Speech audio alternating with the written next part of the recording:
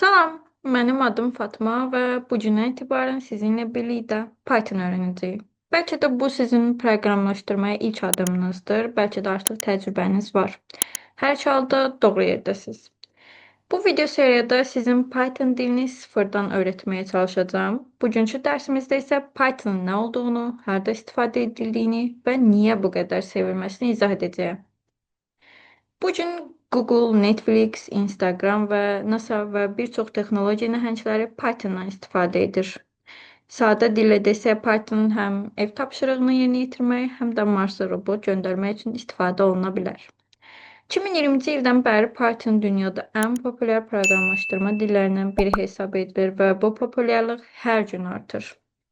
İndi isə Python'ın tarixinə baxaq. Python 1991-ci ildə Guido van Rossum tərəfindən yaradılıb. O, proqramlaşdırmanı daha sadə və başa düşülən etmək istəyirdi. Bu məqsədlə elə bir dil yaratdı ki, onu oxumaq demək olar ki, insan dilini oxumaq kimidir. Python'ın adı ilan mənasını vermir. Bəli, düz eşitdiniz. Bu ad Guido'nun çox sevdiyi bir komediya serialından, hansı ki adı Monty Python's Flying Circus'dan götürülüb.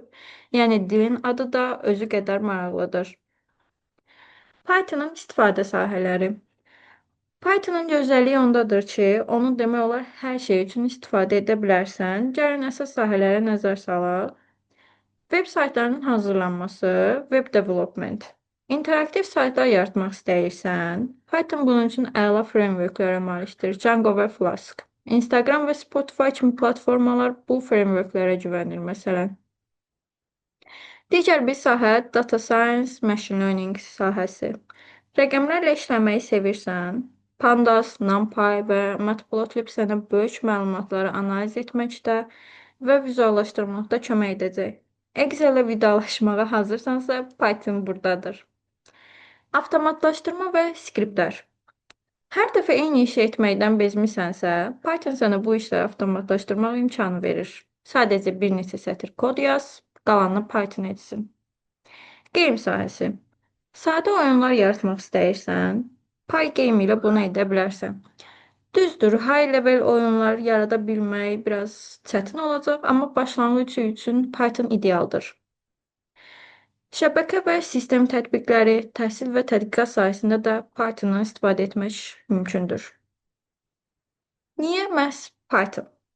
Baxaq görək niyə bu qədər adam Python'ı seçir. Çünki oxunaqlıdır. Kodu başa düşmək üçün mütəxəssis olmağa ehtiyac yoxdur.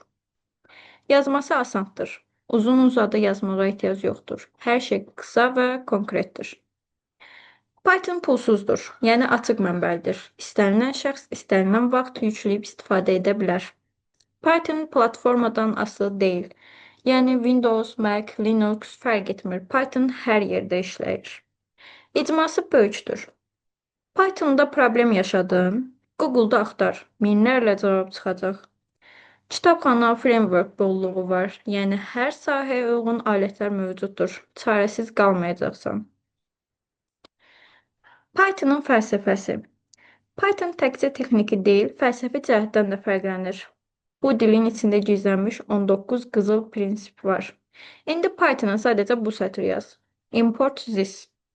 Bax nələr çıxacaq. Beautiful is better than ugly, simple is better than complex, readability, counts və s. prinsiplər. Bu prinsiplər sadə, aydın və oxunaqlı kod yazmağın nə qədər vacib olduğunu vurğulayır. Python sənə deyir. Bütün işlərinin sadəsini seç. Təmiz kod yaz, kodun səninlə danışsın. Və beləcə ilk dərsimizin sonuna gəldik. Bugün nə öyrəndik burada? Python'ın yaradılma məqsədini, harda istifadə olunduğunu, onu digərlərindən fərqləndirən üstünlüklərini və arxasında duran fəlsəfəni. Növbəti dərsdə sənə Python'ın kompüterə necə yüklənəcəyini göstərəcəyim. Həmçinin ilk kodumuzu da birlikdə yazacaq. Videonu bəyəndinsə abunə olmağı və paylaşmağı unutma. Səni növbəti dərsdə gözləyirəm.